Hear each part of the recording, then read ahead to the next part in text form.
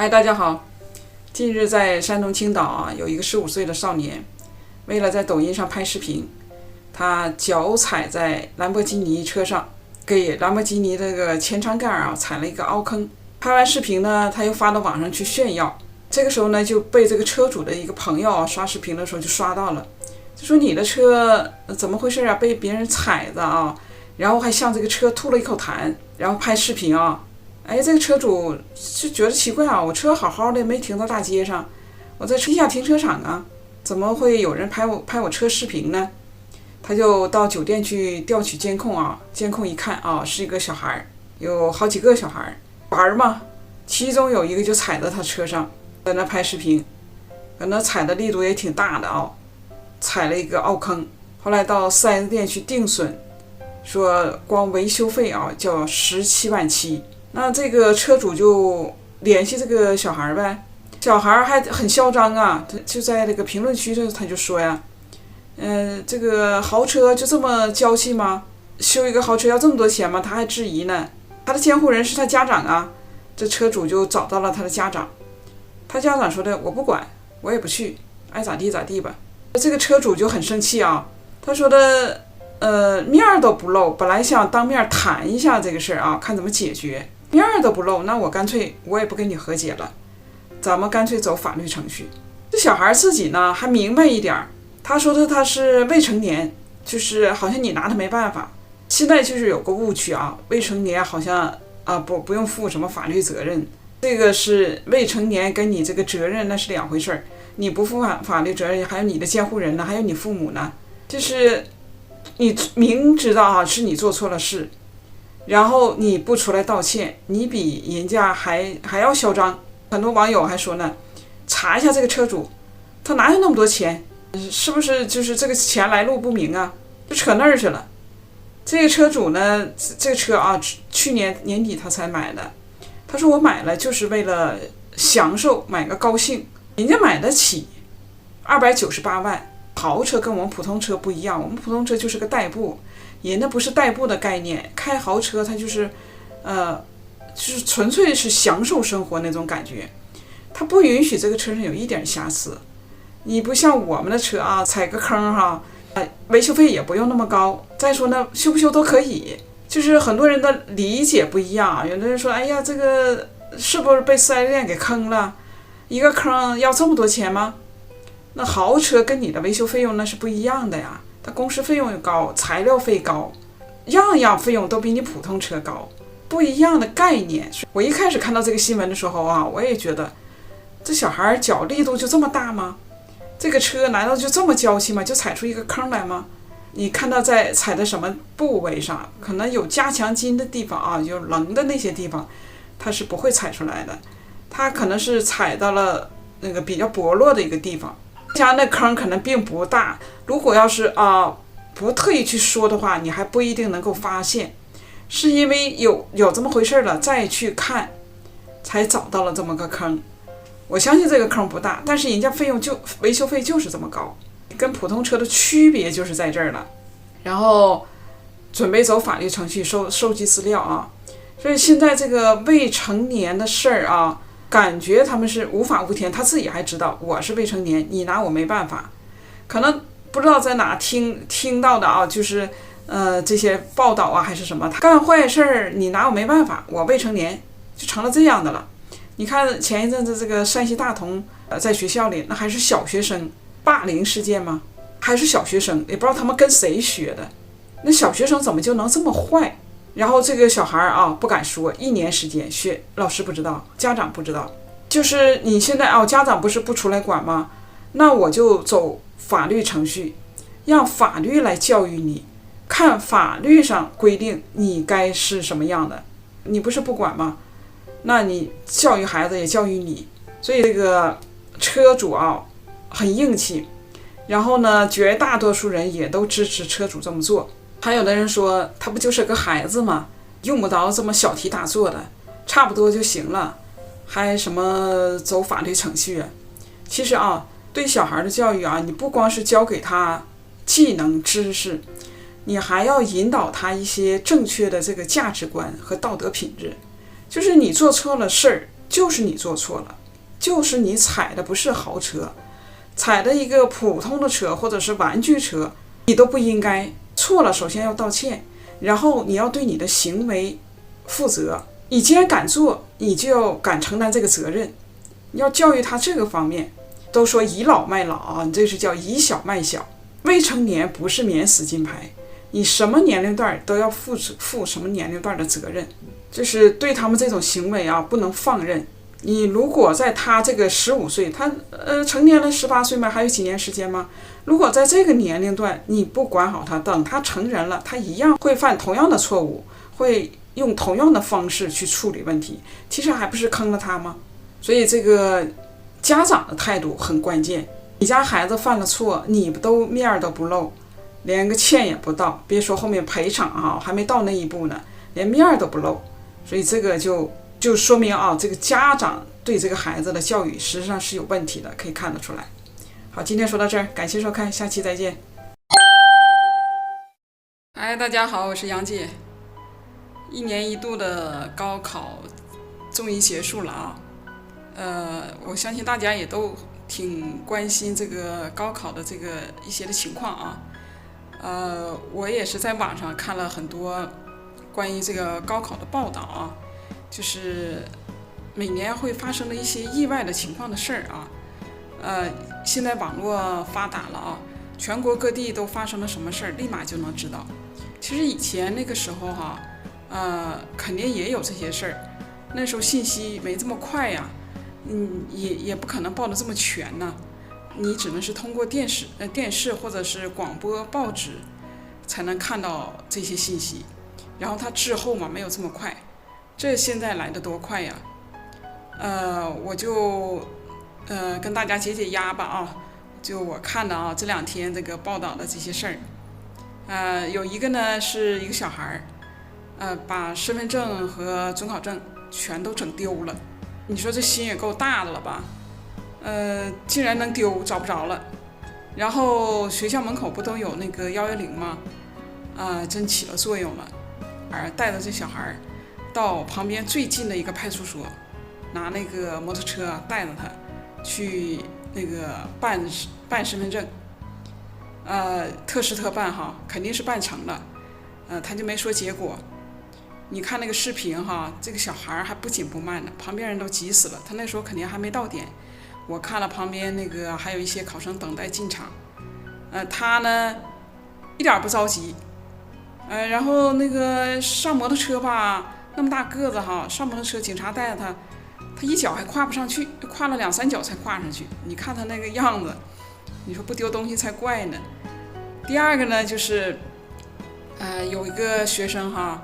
他可能是站在那个马路边上拿东西，然后就那么巧，他正好站在那个下水道的那个盖板上面。下水道每个盖板之间不是都有一条缝吗？就那么巧，他的身份证就顺着那条缝掉到下水道里去了。然后这个时候哈，公安啦，旁边的工人啦，一堆人拿着撬棍呐，把那下水道的盖儿给撬开。然后只用了5分钟时间，把这个身份证给够出来了，就是挺给力的哈。现在高考周边这个什么，这些相关人员哈都到位哈，确实起了很大的作用。真有这么多的突发情况，你不可能说每个城市哈什么事儿都不会发生，真的会有。所以这个从这一点上来说呢哈。我们平常拿东西哈，还是看一下脚下，你不要站在下水道的那个有缝隙的地方去拿。不是好多人就是有的下水道那个缝还很大呢，有的人站在那儿拿手机不小心掉了，呱就顺着那缝掉下去了，这种事儿也有啊。这其实是一种生活习惯，不要有的时候不能太粗心哈，这粗心了就是坏大事了。然后呢，还有一个呢，一个小姑娘穿着个内增高鞋去考试。然后在过安检的时候，就检查出来他那个鞋里头就过不去嘛，就报警。结果他那个增高鞋里头有个铁块，赶紧又跑出来跟他妈换鞋进去了。这个还算快啊，就算他妈不在，旁边肯定有别的家长在，随便换一双鞋进去就是了，那倒无所谓。那个也没有什么形象不形象的了，先考试要紧。然后最搞笑的呢就是有一个小孩，上小学的小男孩，7、8岁的样子，穿了个旗袍去上课，他就不好意思进来呀，他老师就问他，你为啥不进来呀？你怎么了？完了后一看他穿个旗袍的，笑死了，里头穿条裤子，外面穿个那个旗袍，穿的还挺合身，然后那小孩长得也文文静静的，还挺好看的。老师就逗他，他说的那个你为啥穿旗袍啊？他说我姐考试，我妈让我穿的，我妈说旗开得胜，他就指一下那个旗袍旁边开的那个叉。哎，什么事儿都有啊。看完这些啊，我觉得挺解压的啊，因为我当年没有经历。我也是那几天去考试，但是我参加的不是高考的卷子，我是考的别的。其实是一辈子的遗憾。现在回头想想应该就是你不管考得上考不上，就是应该经历一下这个高考，去考一回。所以现在我家邻居那个小男孩高考，我都替他紧张。我觉得他父母还反倒跟没事似的，其实这样的最好。家长紧张，孩子就更紧张。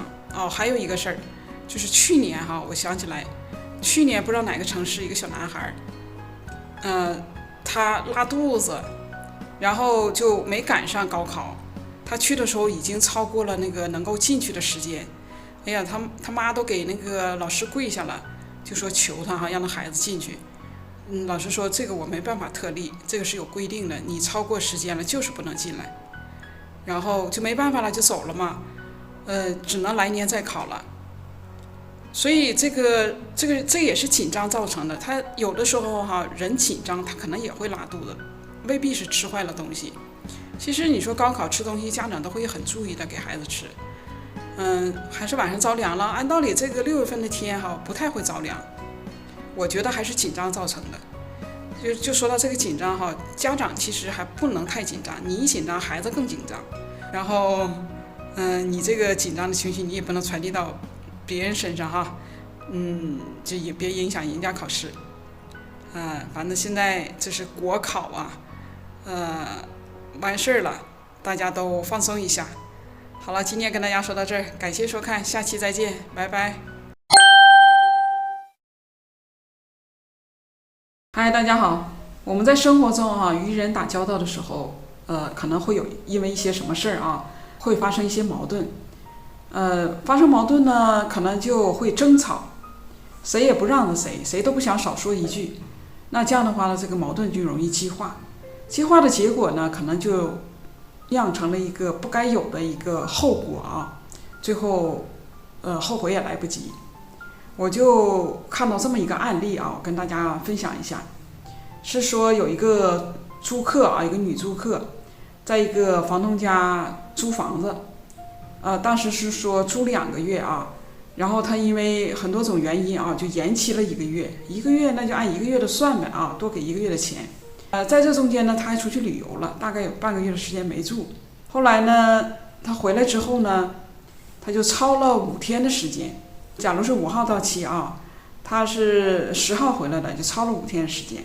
他们合同里头实际上是有规定的，就是如果超期了，不满1个月的按1个月的算，按合同执行的话，他就要多交1个月的钱。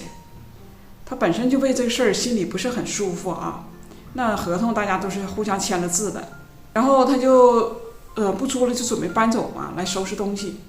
在收拾东西的过程中呢，他就说他的这个金项链没了，放在口袋里丢了。那这时候肯定要找房东过来说这个事儿。房东说我们也没看到，我们也没进你的房间。这个房东呢是70多岁的一个老人，这是20多年前犯过脑梗的毛病，身体不太好。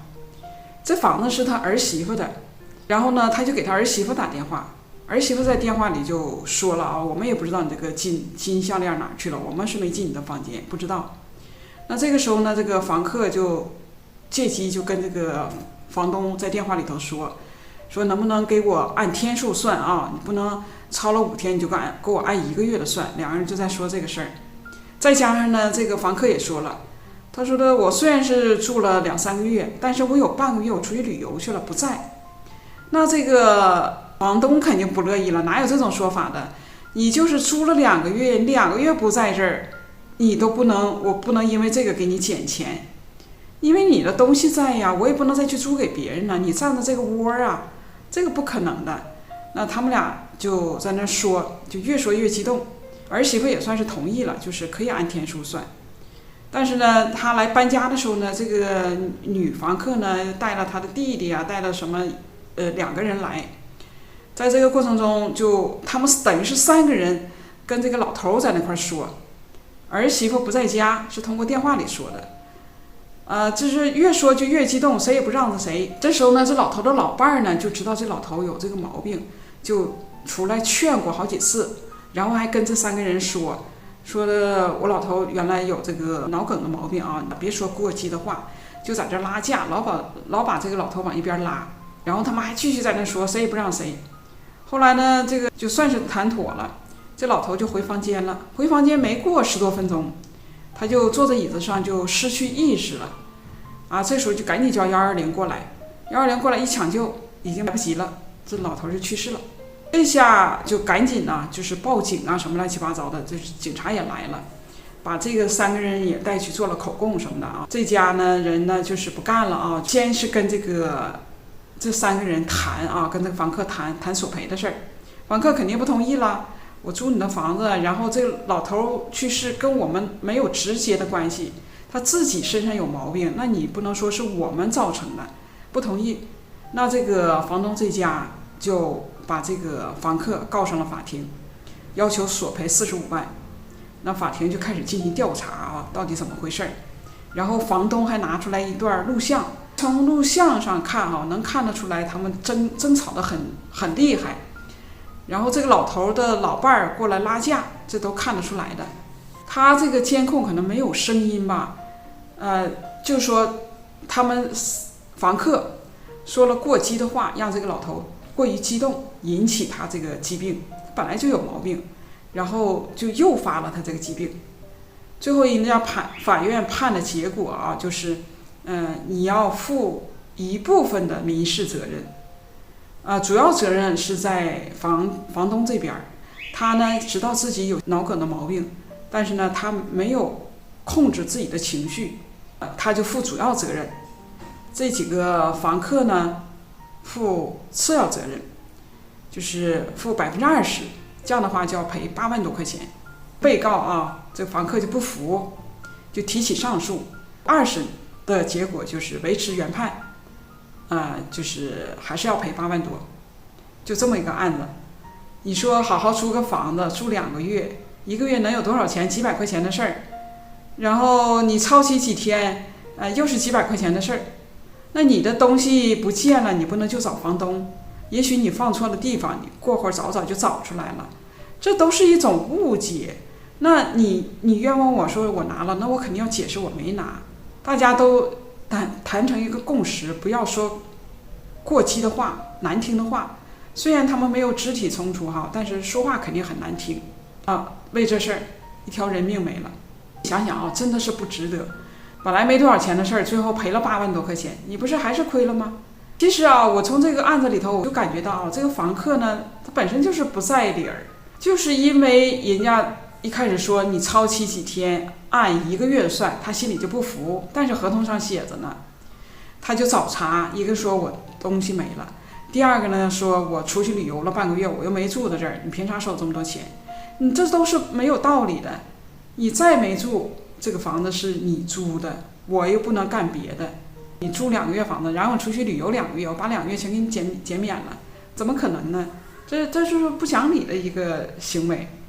所以我就想我们在生活中其实也会碰到这些事儿，就是在碰到这些事儿的时候有一方多少要做出让步，才不会去激化这个矛盾。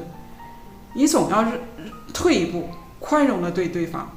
大家在人际关系的时候，不是说大家不要去处这个人际关系，你总要处这些人际关系，但是你怎么能够控制自己的情绪，这个很重要。好，今天跟大家说到这儿，感谢收看，下期再见。